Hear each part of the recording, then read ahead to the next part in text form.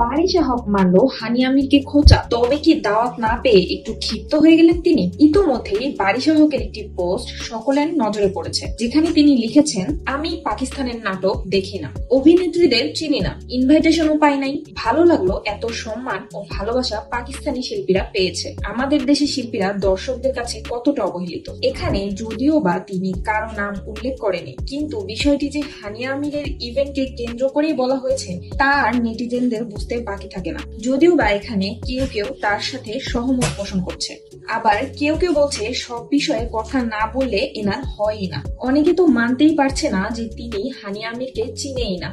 আবার কারো কারো ধারণা ইভেন্টে ইনভাইটেশন না পেয়ে মনে অনেক কষ্ট পেয়েছেন বোধহয় তিনি। এমনিতেও তিনি প্রায় সময় অনেক বেশি সমালোচনার শিকার হয়, তবে তাতে কি আসে যায়, তিনি তো এসবকে তোয়াক্কাই করেন না। কারণ তিনি তো এখন অরেঞ্জ কালারের আইফোন 17 প্রো ম্যাক্স নিয়ে থাইল্যান্ডে চিল করতেই ব্যস্ত।